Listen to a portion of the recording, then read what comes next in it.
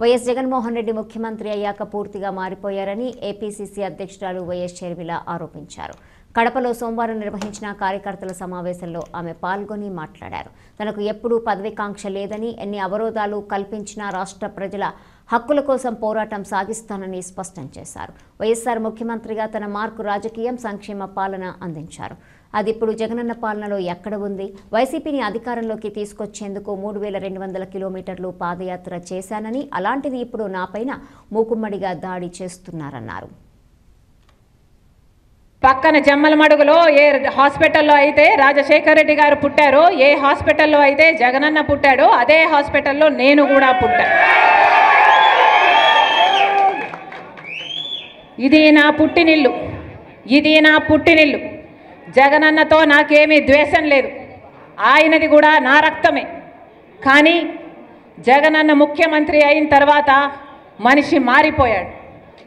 జగనన్న ముఖ్యమంత్రి అయినాక పాత జగనన్న కాదు, ఈ జగనన్న నాకు తెలియదు. నేను వైసీపీ కోసం, జగనన్న కోసం నిస్వార్థంగా 3200 కిలోమీటర్లు పాదయాత్ర చేశాను.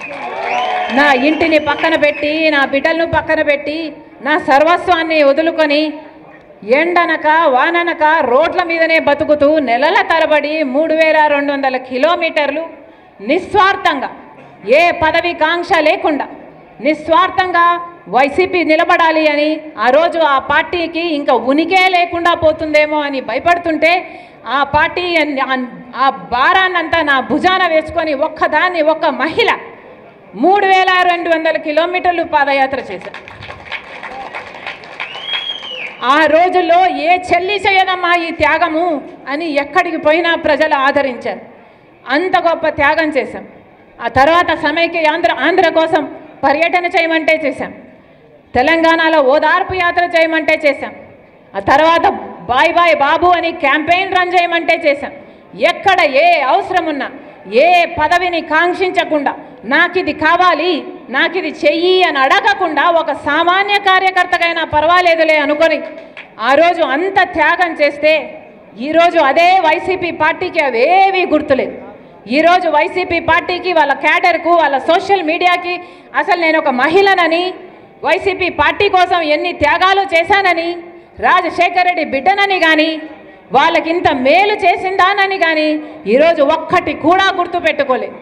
ఈరోజు మూకుమ్మడిగా నా మీద దాడులు చేస్తున్నారు. సిగ్గు ఎగ్గు లేకుండా, ఉచ్చం నీచం లేకుండా వ్యక్తిగతంగా నన్ను టార్గెట్ చేస్తున్నారు.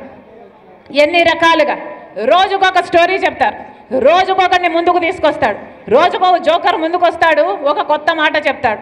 నిన్నైతే ఒకడు ఏకంగా ప్రణబ్ ముఖర్జీ పేరునే తీసుకున్నాడు. ప్రణబ్ ముఖర్జీ ఆయనకు చెప్పాడట, నా భర్త అనిలు సోనియా గాంధీ దగ్గరికి వెళ్ళాడట, ఆయనకు పదవీకాంక్ష అప్పటి నుంచే ఉందట, పదవీకాంక్ష ఉంది కాబట్టి అక్కడ సోనియా గాంధీతో నా భర్త చెప్పాడట, షర్మిలమ్మను ముఖ్యమంత్రిని చేయండి, మేము కాంగ్రెస్ పార్టీని బలోపేతం చేస్తాము, జగన్ను జైల్లో పెట్టండి అని నా భర్త ఆయనకు చెప్పాడట. ఏమైనా అర్థం ఉందా అని అడుగుతున్నాం. ఇప్పుడు ప్రణబ్ ముఖర్జీ గారు లేరు చెప్పటానికి. అలాంటి పెద్ద మనిషి పేరును కూడా మీరు వదిలిపెట్టడం లేదు అంటే అసలు మీ కుట్రలకు, మీ కుతంత్రాలకు ఏదైనా హదుపు ఏదైనా ఉందా? నా భర్తకు పదవీకాంక్ష ఉందా? మాకు పదవీకాంక్ష ఉంటే మా నాన్న అప్పుడు 5 సంవత్సరాలు ముఖ్యమంత్రి, మేము ఒక్క పదవైనా తీసుకోకపోయే వాళ్ళమా? మాకు పదవీకాంక్ష ఉంటే ఒక్క పదవైనా తీసుకున్నామా మేము? మా నాన్న ముఖ్యమంత్రిగా ఉన్నప్పుడు ఒక్క పదవి తీసుకోలేదు కదా. మరి మాకు పదవీకాంక్ష ఉంది అని నేను వైసీపీ కోసం అంత త్యాగాలు చేసి అంత నడుస్తే, పోనీ అప్పుడైనా నేను ఏదైనా పదవి అడిగానా? పోనీ అప్పుడైనా నేను పదవులు అడుగుంటే నాకు పదవీకాంక్ష ఉంది అని మీరు అనొచ్చు. మేము పదవీకాంక్షలు ఉన్నోళ్ళమే అయితే అసలు మీకోసం మేము పాదయాత్ర చేయడం ఏంటి? నా కోసం నేను పాదయాత్ర చేసుకుంటే అర్థం ఉంది, కానీ మీకోసం నేను పాదయాత్ర చేసుకుంటే నాకెలా పదవులు వస్తాయి? అసలు ఇంగితం ఉండే మాట్లాడుతున్నారా? నా భర్త అంట సోనియా గాంధీ దగ్గరికి వెళ్ళాడట. నా భర్త వెళ్ళింది సోనియా గాంధీ గారి దగ్గరికి భారతిరెడ్డి గారితో పార్టీ, మా వదినమ్మతో కలిసిపోయాడు. పోనీ నా భర్త షర్మిలమ్మను ముఖ్యమంత్రి చేయండి అని అడిగాడు అని అంటున్నారే, అది భారతిరెడ్డి గారి ముందు అడిగాడా వెనకాల అడిగాడా? పోనీ దీనికి భారతిరెడ్డి గారు ఏమైనా సాక్ష్యం చెప్తారా? ఏమైనా అర్థం ఉండి మాట్లాడుతున్నారా? పోనీ ప్రణబ్ ముఖర్జీ గారు చెప్పారంటున్నారే, ఆయన ఆన్ రికార్డ్గా ఎక్కడైనా ఈ మాట మాట్లాడా? ఎక్కడా మాట్లాడలేదు. ఆయన ఇప్పుడు చనిపోయాడు, బదులు చెప్పడానికి లేడు కనుక ఆయన పేరు తీసుకుంటున్నారు. పోనీ ఆయన కొడుకు బతికే ఉన్నాడు, ఆయన కొడుకు ఉన్నాడు, పోనీ ఆయన కొడుకు చేత అయినా చెప్పించండి. మీకు దమ్ముంటే, మీది నిజమైతే. చెప్తున్న ఒక్క మాట మీరు రుజువు చేసుకోలేరు. ఇష్టం వచ్చినట్లు జోకర్ల చేత, ఎవడి చేత వీలైతే వాడి చేత ఏది కావాలంటే అది మాట్లాడిస్తున్నారే. ఉచ్చం నీచం అవసరం లేదా? ఆడపిల్ల అన్న ఇంగితం కూడా లేదా? వ్యక్తిగతంగా టార్గెట్ చేస్తారా? ఇంకా సాక్షి అట ఇప్పుడు తెలంగాణలో నాతో కలిసి పనిచేసిన వాళ్లకు ఫోన్లు చేసి షర్మిలమ్మకు వ్యతిరేకంగా మీరు మాట్లాడితే మేము మీకు కవరేజ్ ఇస్తామని ఫోన్లు చేస్తున్నారు, వాళ్ళకు కవరేజ్ ఇస్తున్నారు. అక్కడ తెలంగాణ పార్టీలో నాతో కలిసి పనిచేసిన వాళ్ళు మాకు ఫోన్ చేసి, అమ్మా మాకు ఇలా ఫోన్లు వస్తున్నాయి, మీరు వ్యతిరేకంగా మాట్లాడితే మేము మీకు కవరేజ్ ఇస్తాము అని వాళ్ళు మమ్మల్ని అడుగుతున్నారు. మేము మాట్లాడమని చెప్పాము, కానీ ఇలాంటి ఫోన్ కాల్స్ ఎంతమందికి పోతున్నాయో, ఎంతమంది ఒప్పుకుంటారో, ఎంతమంది ఇలా దూషిస్తారో అమ్మా మిమ్మల్ని, మాకు భయం వేస్తుంది, మీరు జాగ్రత్త తల్లి అని మాకు చెప్తున్నారు. ఇంతగా దిగజారాలా రాజకీయాలు? ఇంతగా దిగరాల్సిన అవసరం ఉందా మీరు? ఏ సాక్షి? ఇదే సాక్షిలో ఏ సాక్షి అయితే ఇప్పుడు నా గురించి ఇంత దూషణలు చేస్తున్నారో, ఈ సోషల్ మీడియా ఇంతగా దూషిస్తున్నారో, ఇదే సాక్షిలో నాకు భాగం ఉంది. ఇదే సాక్షిలో జగన్మోహన్ రెడ్డి గారికి ఎంత భాగం ఉందో ఆయన బిడ్డ రాజశేఖర్ రెడ్డి బిడ్డకు కూడా అంతే భాగం ఉండాలని రాజశేఖర్ రెడ్డి గారు నిర్ణయించారు. ఇది రాజశేఖర్ రెడ్డి గారి నిర్ణయం.